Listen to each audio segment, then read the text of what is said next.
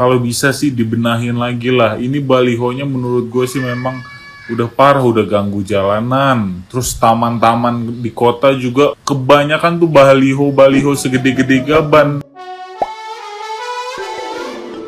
Baliho kampanye makin bikin resah, dari makan korban hingga cuma jadi sampah visual. Jadi gini, makin hari baliho kampanye makin merajai sisi jalan ya, khususnya di Jakarta. Ya emang sih KPU udah punya aturan sendiri terkait pemasangan alat peraga kampanye atau APK ini. Tapi nggak jarang loh ada peserta pemilu yang melanggar aturan itu. Ada yang di jalan layang, jembatan penyeberangan, sampai pepohonan. Masalahnya selain bikin sampah visual, baliho kampanye yang serampangan begini juga nggak sekali doang makan korban. Kalau dilansir Antara sih, Bawaslu DKI bilang kalau SDM-nya nggak mencukupi atau nggak terlatih untuk nurunin APK. Bahkan Bawaslu DKI juga bilang kalau Satpol PP nih kurang responsif soal nangani pelanggaran APK tersebut. Nah loh, di daerah lain udah ada korban jiwa loh, makanya nggak heran kalau banyak masyarakat yang udah protes soal sampah visual. Bahkan beberapa waktu lalu juga sempat viral tuh masyarakat yang nyemprotin cat bertuliskan tersangka penusukan pohon ke APK yang dipasang di pohon. Mana isi balihonya minim visi dan gagasan lagi. Tapi giliran kemarin ada komunitas K-pop yang masang iklan lebih bersih seputar Pilpres di Videotron, malah di take down gitu aja. Oke, biaya pakai APK kayak baliho itu lebih murah, tapi apa sulit tetap mikirin estetiknya?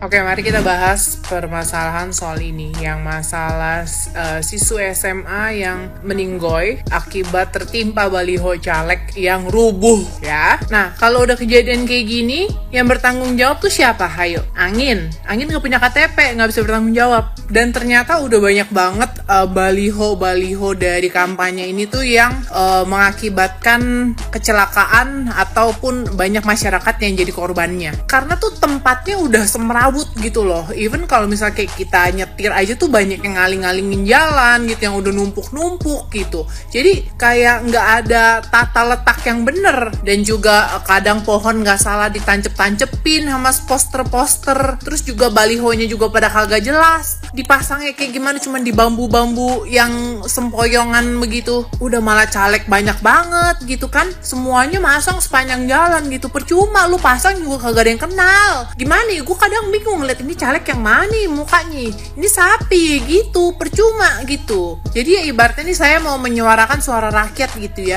daripada percuma cuman misalnya kayak taruh spanduk baliho tulisannya cuman coblos saya karena saya ganteng gitu kan, nggak juga gitu, nggak tahu visi misinya apa. Ya boleh kali sekarang kita udah di zaman digitalisasi, banyak sosial media yang bisa dijadikan sebagai media untuk berkampanye. Atau kalau misalnya ini ya taruhlah di apa itu namanya billboard, atau pasang yang di LED tuh yang gede, ya mahal emang. Kan kalau kayak gitu tuh semua ada titik-titiknya, nggak semua sembarangan tempat bisa main dipasang-pasangin aja gitu. Jadi juga aman gitu loh buat masyarakat dan juga nggak mengganggu kayak lalu lintas apa segala macem. Kadang naro baliho di pinggiran di apa tuh pengkolan gitu. Kagak tahu, taunya di sebelah ada mobil kagak kelihatan karena ketutupan baliho. Nah kan bahaya. Dan pas gue pasang itu di story gue ya tuh banyak banget tuh yang DM. Iya sih, di tempat aku juga kemarin ada kejadian. Wah banyak tuh. Ya ratusan message. Lalu bagaimana katanya mau jadi wakil rakyat tapi udah nyusahin rakyat. Bagaimana? Yang tadi udah gue bilang dari awal, percuma kita cuma ngeliat tampang gitu ya, kagak kenal kagak apa, mau nyoblos juga kagak mungkin gitu. Gue sampai sekarang juga bingung mau nyoblos siapa. Setidaknya gitu, bikinlah di sosial media tadi, at least kita tahu nih visi misinya apa gitu. Ataupun misalnya kan juga banyak juga nih public figure yang mencalonkan diri untuk menjadi caleg gitu ya. Nah itu kan memang udah terkenal, tapi kan doesn't mean dia terkenal juga kita bakal nyoblos dia gitu loh kalau kagak tahu visi misinya apa. Kan kita mau cari wakil rakyat, bukan mau audisi untuk cari pemain dagelan, kagak kan. Misalnya nih apa misinya, nanti seandainya ada midnight sale di Plaza Senayan akan dikabarin gitu, itu kan jelas tuh misinya apa gitu.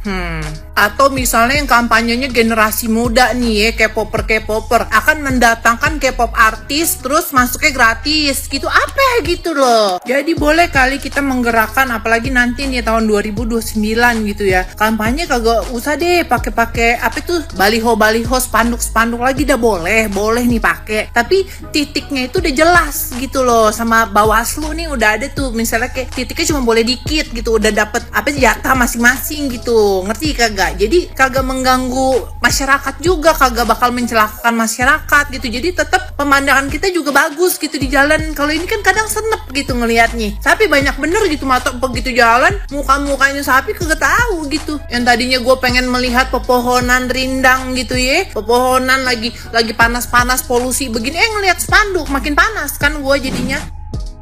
Iya, gue mau nanya deh, caleg-caleg tuh pada punya izin gak sih buat naruh kayak baliho yang apa sih, baliho atau apalah, kayak bendera-bendera mereka ya yang di pinggir jalan tuh ada izinnya apa enggak sih? Nih mumpung ada contohnya gue mau kasih lihat. Nih, kalau udah jatuh-jatuh begini kan bahaya ya. Sumpah ini tuh bahaya banget soalnya bambu. Jadi ceritanya kemarin tuh gue lagi naik mobil kan, dan tiba-tiba tuh yang kayak begituan tuh jatuh bambunya tuh begitu tapi ngangkat, dan mobil gue tuh kecil kan. Itu kalau misalnya kelindes kayaknya gue nggak tahu lagi deh, mobil gue kayak aduh entah ban yang bakal meletus atau mobil gue yang bakal bempernya copot, gue nggak tahu. Tapi bahaya banget karena itu tuh di jalan raya. Terus juga beberapa hari lalu ada lansia jatuh gara-gara bendera caleg apa bendera partai gitu di flyover. Itu udah izinnya nggak sih? Serius deh gue nanya deh. Karena jujur ya yang beginian tuh bahaya banget, apalagi kalau bambunya ngangkat kayak yang gue kemarin. Dan untungnya gue sigap dan langsung belokin setir. Untungnya di belakang gue juga nggak ada kendaraan lain, jadi gue nggak pokoknya intinya gue nggak kelindes, tapi itu dikit lagi kelindes sama mobil gue karena emang nggak kelihatan sebenarnya. Hati-hati ya semua kalian di jalan.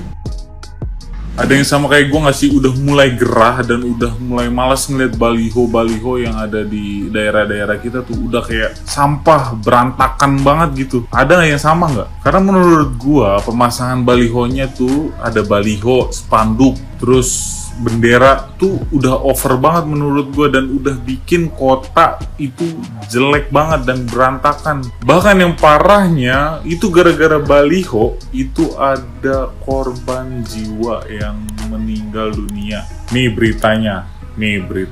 Nah, ini cobalah anterin video ini ke pihak-pihak yang memang berwenang. Kalau bisa sih dibenahin lagi lah. Ini balihonya menurut gue sih memang udah parah, udah ganggu jalanan. Terus taman-taman di kota juga kebanyakan tuh baliho segede-gede gaban. Ayolah netizen, gimana menurut kalian tuh baliho sekarang tuh di daerah kalian serame apa sih? Sebanyak apa tuh sampahnya? Atau boleh kita copotin aja tuh semuanya, kita copotin sendiri. Jujur gue masih nggak paham kenapa baliho partai kalau orang kampanye tuh kayak rame banget desainnya, kayak aduh, kalau lu mau bikin baliho seenggaknya bikin minimalis, soalnya sekarang kebanyakan desain minimalis anjir. Dan kebanyakan orang-orang tuh naik mobil, naik motor, bus, itu nggak bakal sempet baca anjir baliho. Kami berjanji akan bla nggak bakal kebaca. Kan tinggal pasang aja nomor, muka lu, nama lu, apa visi singkat lu, udah aja. Masalah bukti kinerja sosmed, astaga, sosmed, kita ada sosmed. Contoh desain nih, gua nggak dukung. Contoh desain yang menurut gua nih, contohnya singkat, padat, jelas, muka orangnya, logo partai. Gua nggak tunjukin, bukan promosi. Kalau kalian tinggal di Jakarta dan di sekitarnya, pemandangan ini adalah pemandangan umum di waktu pemilu. Hampir semua jadi jemuran. Tembok jadi jemuran, pohon jadi jemuran, jembatan jadi jemuran, pembatas jalan pun jadi jemuran. Oke, paham. Ini adalah pemilu, pesta demokrasi. Semua orang bebas berkampanye. Tapi, kita sudah pemilu 12 kali loh. Masa tidak ada cara yang lebih baik daripada ini? Yang pertama, ini sangat mengganggu keindahan kota. Dan sudah ada beberapa kasus terkait pelanggaran dan juga masalah keamanan. Yang kedua, bayangkan berapa banyak baliho setelah pemilu selesai. Dan mau dikemanakan semua baliho itu? Apa mau jadi sampah? Yang ketiga, selain capres dan cawapres yang mungkin kita sudah familiar, kalau kita bicara masalah caleg, ada berapa ratus menurut kalian caleg dalam satu daerah pemilihan? Dan berapa yang kalian kenal dan percaya mewakili kalian? Daripada mereka gede-gedean banner, banyak-banyakan banner, bukankah jauh lebih baik kalau mereka adu program? Nah, sebagai netizen yang baik, kita nggak boleh dong komplain tanpa memberikan opsi solusi. Salah satu solusi yang menurut saya, kembali lagi ini pendapat pribadi, yang menurut saya bisa dilakukan adalah membuat sosial media khusus untuk caleg. Ide simpelnya seperti ini. Sosial media dibuat dalam bentuk app atau mungkin web version. Setiap caleg akan memiliki profil masing-masing dalam sosial media tersebut. Hanya caleg yang bisa memiliki profil di sosial media tersebut. Ini adalah ide simpel dari profil tersebut. Jadi ada namanya, fotonya, dari partai apa, dan lain-lain. Bahkan mereka bisa menambahkan seperti video promosinya, video kegiatan mereka. Mereka bahkan bisa juga live yang bisa kita tonton, sehingga kita bisa tanya langsung persoalan-persoalan apa yang bisa kita hadapi. Di sini juga sama, jadi bisa kelihatan dari nama mereka, partainya, jenis kelamin, daerah pemilihan dari mana, rencana programnya seperti apa. Dan ini yang menarik yang saya ingin sarankan adalah bagaimana orang di daerah pemilihan mereka itu bisa mengirimkan pesan untuk apapun yang mereka concern atau apapun masalah mereka. Misalkan mereka mau tanya tentang bagaimana pendapatnya tentang banjir, bagaimana prioritasnya ketika mereka terpilih. Siapa yang bisa akses profil mereka? Yang bisa akses profil mereka hanya orang yang berada di daerah pilihan mereka. Jadi mereka login pakai KTP. Lalu promosinya bagaimana? Di Indonesia kita punya banyak sekali sosial media. Dan gimana kalau kita paksa mereka untuk mempromosikan sosial media ini khusus untuk pemilu?